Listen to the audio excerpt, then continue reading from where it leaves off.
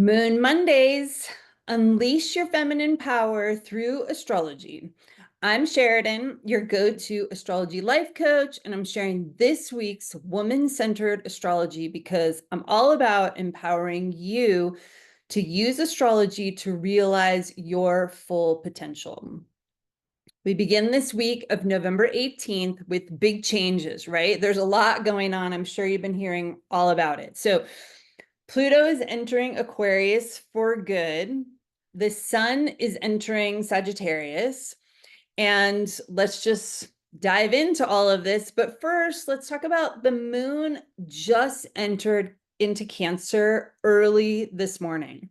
That's the nurturer sign of the healthy mother. And so, how does that feel for you?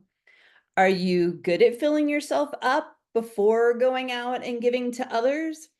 Society praises women who are overgivers, especially to their own detriment, right? We're so like, oh my gosh, she's so amazing. Look at what she did, right? That kind of a thing. So, healthy Cancer is naturally a giver sign, but she knows she must nurture and love herself first, or she's learning she must nurture and love herself first before she's any good to anyone else, right? Okay, so now let's dive into this big Pluto entering Aquarius on Tuesday, tomorrow, right? The big event. So we're in the vibes now. So remember, like, this is a huge celestial body, and it's not about like the exact minute and second that it changes signs, right? There's a shifting of the energies as we move into the changing of the signs. So we're in that energy now. And we have been for a while as Pluto's been going back and forth between Aquarius and Capricorn. But now on Tuesday, Pluto moves into Aquarius and is going to stay there for a long time. So we're going to feel this one for a while, right? It's not just today, tomorrow, the next day, and then we're like off and it's all good, right? Also, Mars is a big part of this Pluto ingress, right? This Pluto changing signs right now. Mars is opposite Pluto until the end of April because of its retrograde cycle. So it crossed over opposite Pluto. It's going to go retrograde and come back across the opposition to Pluto. And then one more time when it stations direct, go back across it. And then that transit, that cycle, that energetic soup will move on, right? So Mars is a big part of what's happening right now with this huge event with Pluto, right?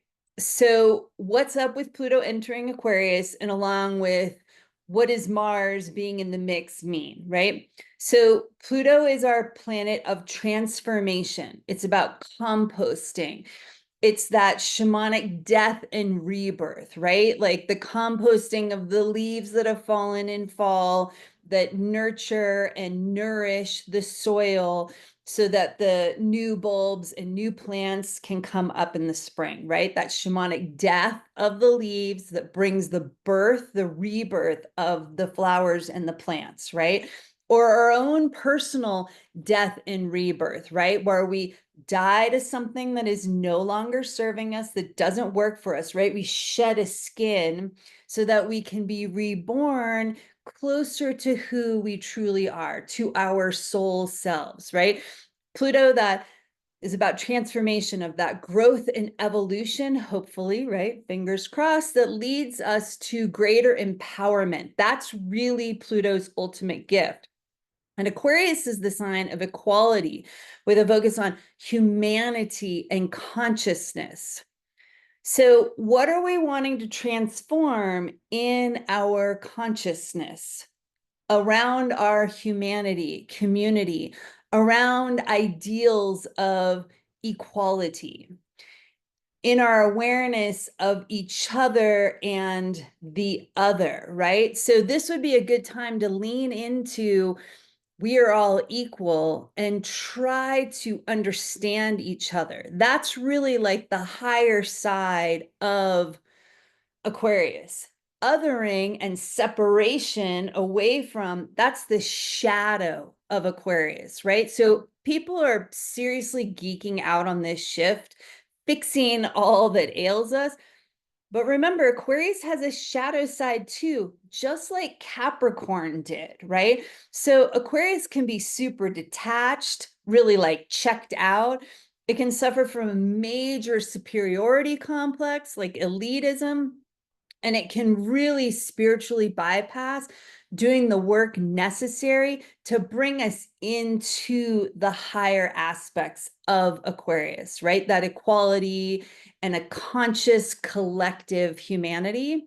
So all transits offer us choices. Do we go towards the evolutionary side of it or towards the de-evolution, the devolution, right? So evolve or devolve. It's always a choice. And there's a lot of mix in between. So Pluto moving into Aquarius offers exactly that too, that choice. Are we ready yet to understand each other? Or do we double down on so-and-so, you fill in the blank sucks, right? That separation. So far, we seem for quite a while now to be really paralyzed by a lot of fear and anger, polarized beyond recognition, right? So I'm hoping that we're ready to make better collective choices, but I'm definitely not holding my breath, right? So we just seem so incapable of like learning and evolving and growing. It's like the pendulum's just really swinging back. And it's got to come to that stillness, kind of like the solstice on the horizon, before we can start to move into this better direction. But fingers crossed, and we have a long time with Pluto in Aquarius. And hopefully we will get there in some ways that we weren't able to while Pluto was in Capricorn. So let's add Mars into this mix now. So Mars is in Leo, and it's learning to love itself, right? Or it can be, right? With Leo, can learn to love itself, or it can double down on hating itself through hating others and making them the enemy, right? Here's the two sides of Leo, or some two sides of Leo. So the Leo queen can lead through love or create chaos through fear, rage, and hate. So which action motivates you more, right? What do you feel more drawn to? And that's not easy necessarily, because we can feel like we have really good reasons for othering and separating. But when we do that, we're triggered and we're not coming into our wholeness.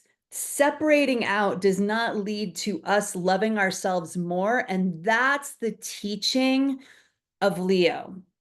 And having Mars in Leo opposite Pluto is asking for us to heal and transform around the masculine and all of that shadow side of that othering, separating, detaching, that Aquarius Leo axis, right? So we have a lot of time through April to keep leaning into noticing and paying attention to which choices do we want to keep making, right?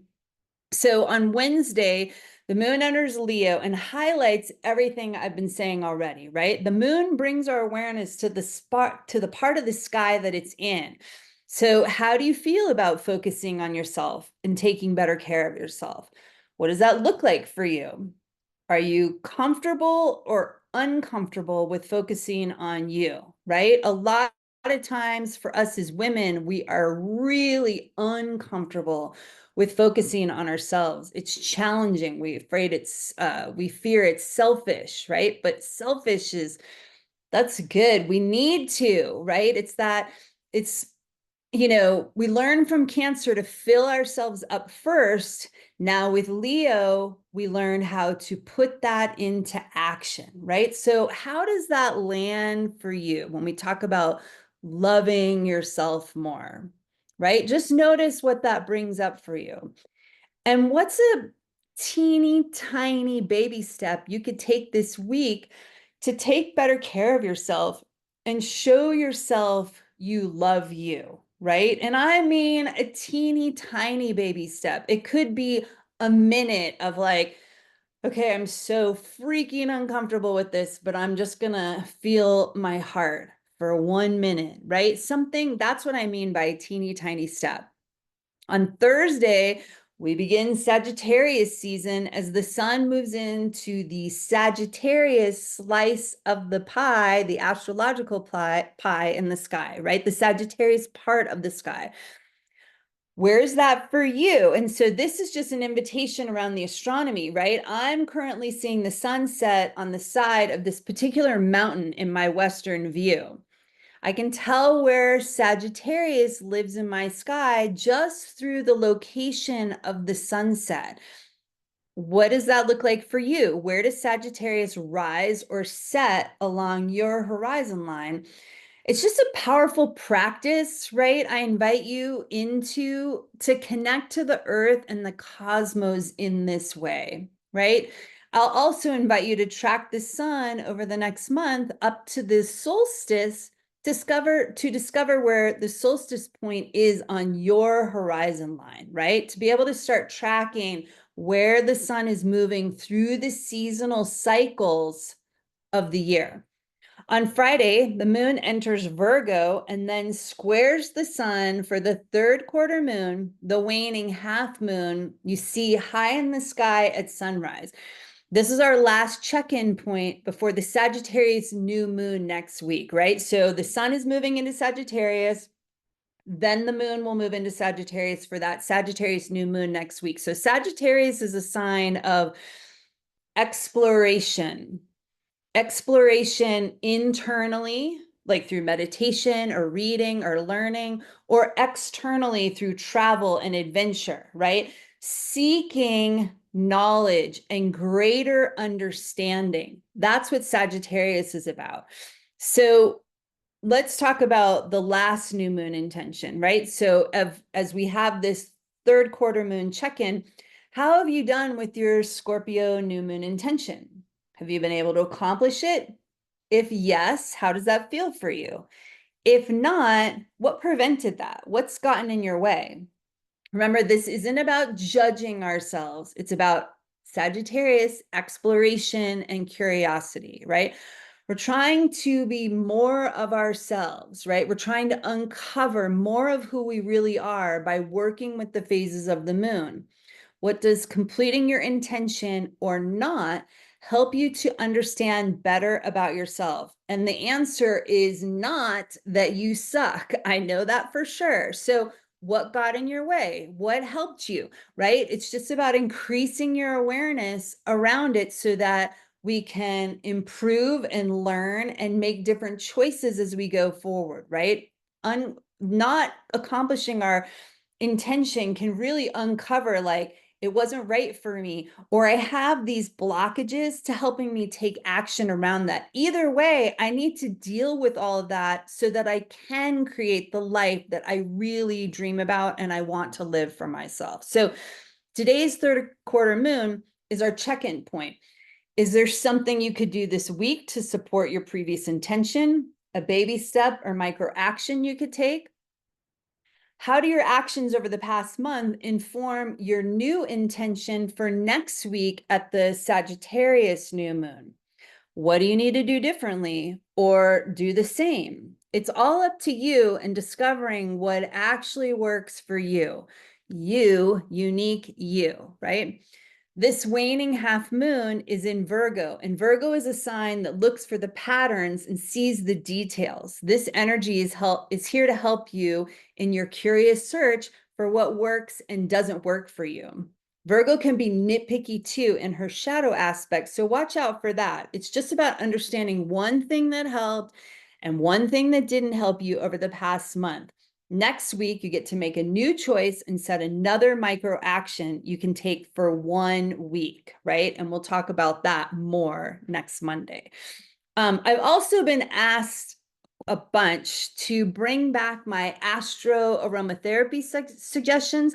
So I'm going to end with that today. And let me know if you want me to keep sharing this astro aromatherapy or not. So I love white pine for Pluto's move into Aquarius. White pine helps us stay grounded While we lean into the transformation and consciousness, this change is asking from us.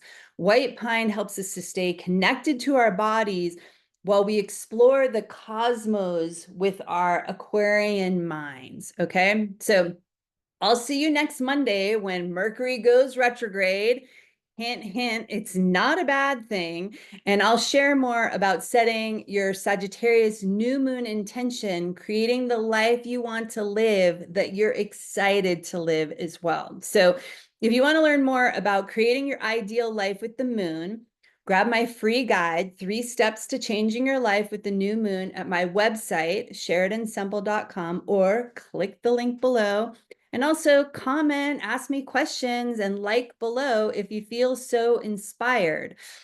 Thanks for watching, and I wish you an empowered feminine week.